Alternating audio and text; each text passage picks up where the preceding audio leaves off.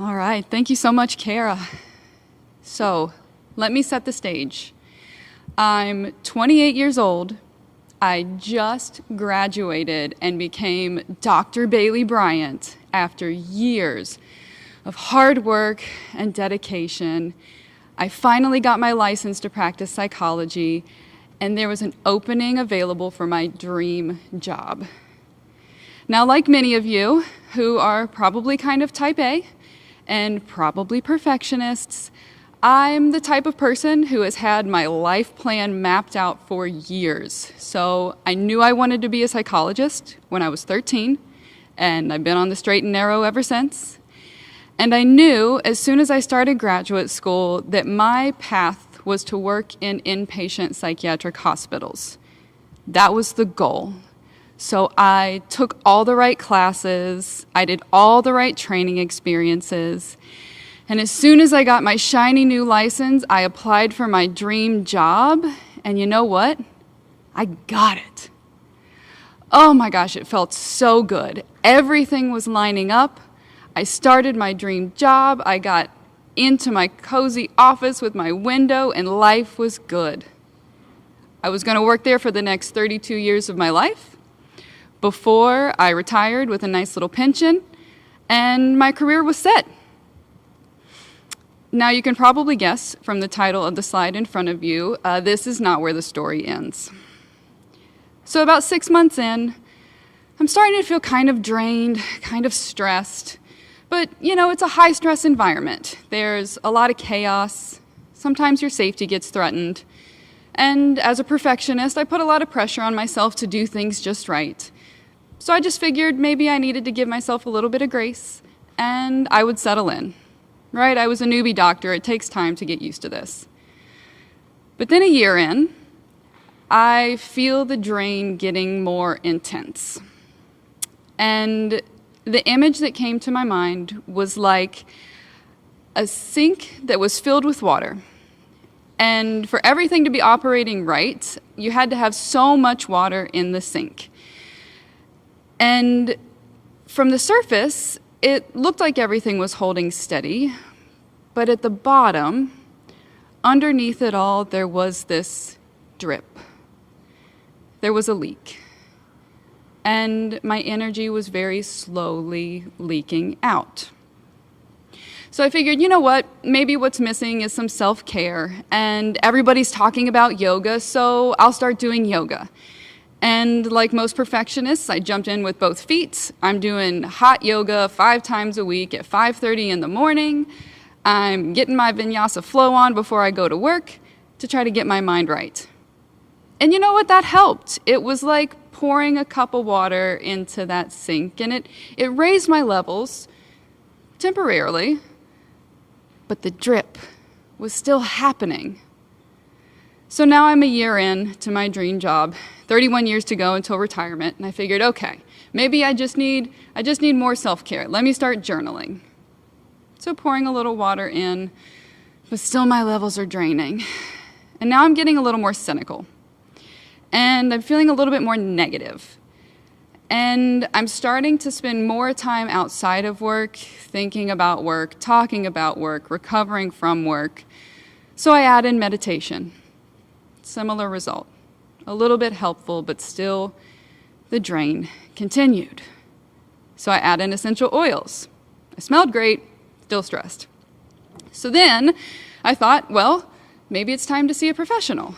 So I go to a therapist and I say, Doc, I'm in my dream job. Life is exactly like I planned, yet I'm still not feeling good. Help me fix it. You know, maybe I'm looking at all this wrong. Help me look at this right. And he said, Bailey, you're telling me that you're taking good care of your body, you're sleeping well, eating well, you got good social support, you got hobbies. Everything outside of work is going well. All of the problems seem to stem from this one part of your life.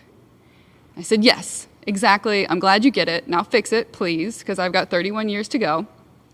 And he said the thing that I was really hoping was not the truth, but I knew deep down inside was that I needed to quit my job.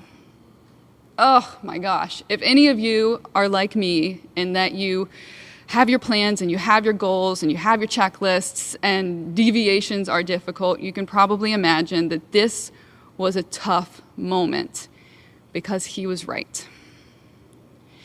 My burnout had gotten to the point that all of my time outside of work was spent recovering from work, thinking about work, preparing for work.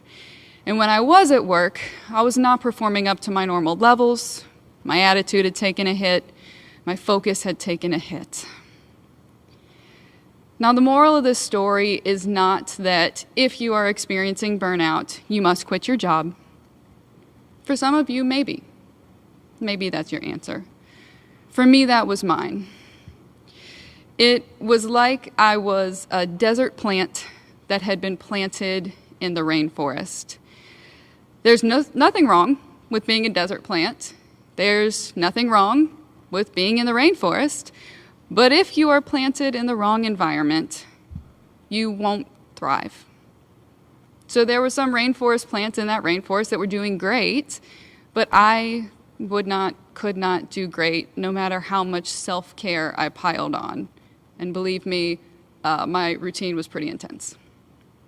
So why am I talking to burnout about why today? Why now? Why is burnout everywhere on LinkedIn and Facebook and social media? What even is burnout? So burnout is more than just stress. We all have stress. Burnout is when we have so much chronic workplace stress that we're not able to successfully manage, that we go beyond that point of being kind of energized with our stress, because most stress is kind of energizing and agitating and motivating, even if it's not in a pleasant way. But it's past that. It's when we feel very depleted and exhausted. It's when we're feeling more distance from our job, more negative, more cynical, and we're just not performing up to our normal levels. This is a problem for employers, for employees, because when we're burnt out, we use more sick days, tend to come in a little later, leave a little earlier, produce a little less, or at a lower quality. We tend to impact our coworkers because that energy is just kind of infectious. And right now, burnout is affecting the majority of U.S. employees. So a survey that was done by LinkedIn, this is in 2021, Indeed, of 1,500 U.S. workers found that 52% are experiencing burnout. And this is up from pre-pandemic levels, where 42% of us were experiencing burnout. Still a problem, but now it's the majority. Another survey done by the Conference Board, also in 2021, of 1,800 U.S. workers found that 73% were significantly concerned about their mental health, and their primary stressors were workplace stress and burnout. So I was curious, in our local startup ecosystem, what's it look like for us entrepreneurs? Because our lives can look really different. You know, as an entrepreneur, we often have a bit more control over what we do. I won't say we necessarily work shorter hours, but what's it look like for us? So I sent out a survey to our local startup community. Now, granted, the responses were significantly less than 1,500, closer to 23. And the majority of the respondents were entrepreneurs. And one of the questions was about common signs of burnout. 74% of us are experiencing fatigue, and about half of us are struggling with our sleep and our focus and diffuse health issues like headaches, stomach aches, back aches, neck aches, and we're struggling with motivation. We are subject to it too. And it hurts us. It hurts our quality of life. It hurts our relationship outside of work. It's a struggle. So what do we do about it? There are a lot of different variables that contribute to burnout, and not all of them are just being a desert plant that's planted in a rainforest. Now, if that is your situation, perhaps a job change is in order, but there's other things that contribute too, and other solutions that you can put into place in your life. So what are some of the things that hurt, that make us more vulnerable to experiencing burnout? Well, some workplace things, and these are things that a lot of the survey responses indicated in our local community, are feeling like we don't have control over our work. Or we're doing good work, but we're not really getting recognized for it. Or our work is not challenging. Or the environment is very high pressure. Now, if this is the case, maybe this is an opportunity to make some changes in your work day. If you are an entrepreneur and you have full control over what you do, that is great and also difficult because it means changing some habits. If you work for somebody else or with a team, maybe it's time for some hard conversations. Guys, what we're doing right now is not working. We've got to change this. It's going to be better for our bottom line. It's going to be better for our workplace satisfaction. It's going to increase the likelihood I'm going to stick around for a while. Let's have a conversation. If you have those conversations, if you try to make changes, and it turns out that you are simply planted in the wrong environment, then maybe it's time to consider a new environment.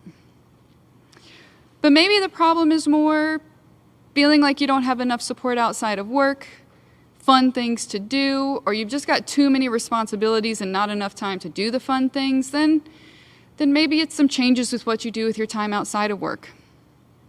Habit changes are not easy, but if you have these things to buffer against the stress, it is certainly going to protect you against the risk of burnout.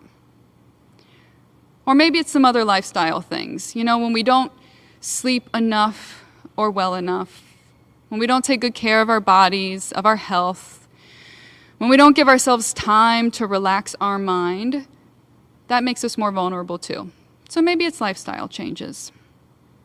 Or maybe we've slipped into the type of mindset that really makes our work difficult because we've put on those negative glasses that just color everything we look at through a negative lens. And you know, if you've ever been in that place, that once you're in that mindset, it can be really hard to break because whatever you look for is what you're going to find.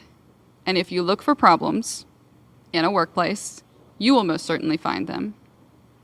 So perhaps a shift in mindset, reminding yourself what is meaningful about your job, exerting control over the things that you do have control over.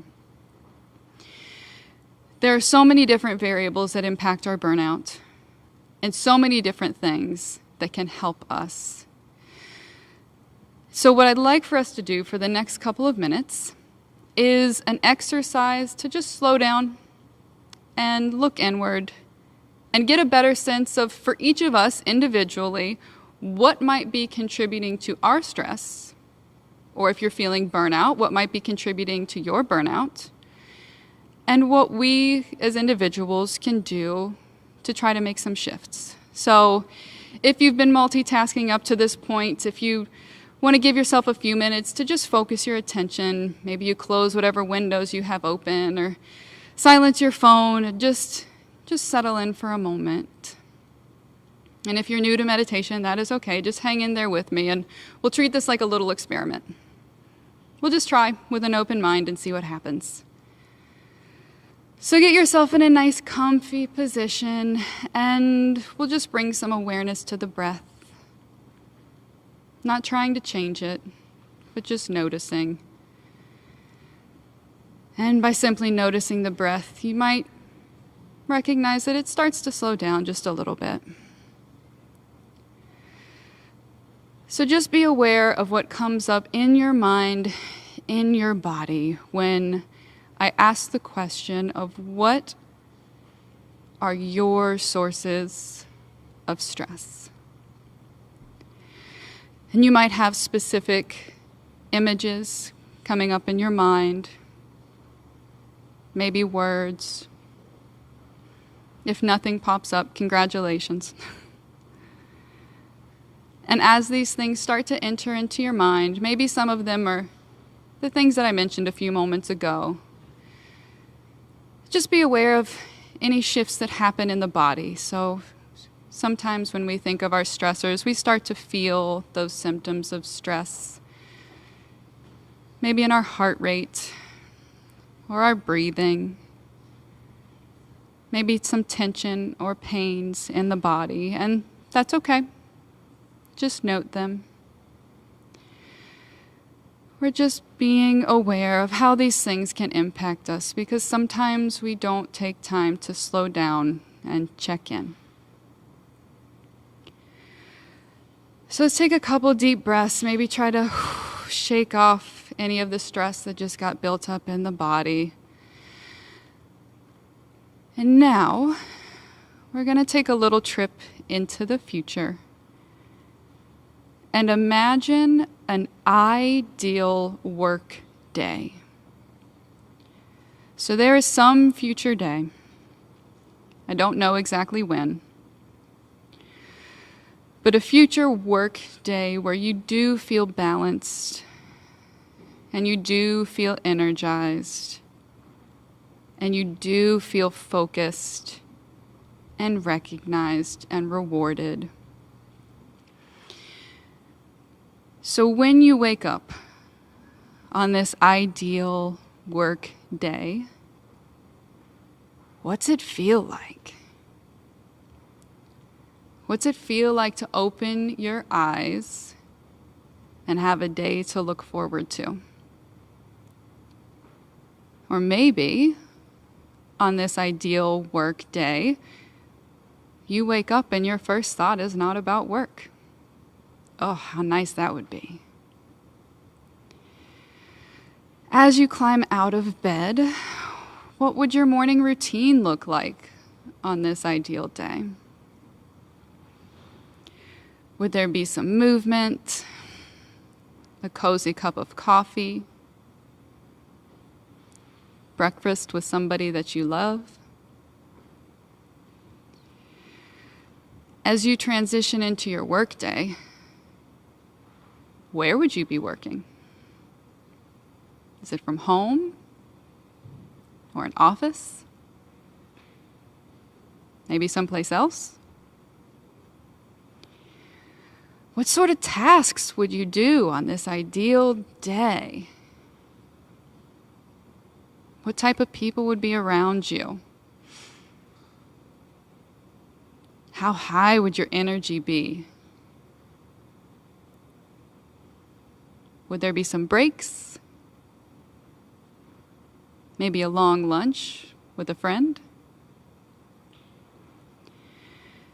And as this workday winds down and you transition into your personal life, imagine how seamless that transition could be,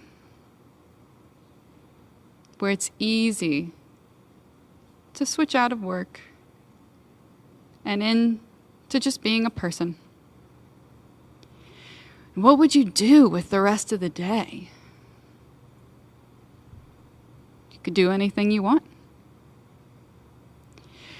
And as you lay your head down to sleep after that ideal work day where you're balanced and you're focused, imagine how easy it would be to drift off to sleep instead of having a busy mind. So this day that you've just imagined, this day exists somewhere in the future. And now imagine that there is a path that connects you, where you are right now, to this future ideal day. And this path is very real.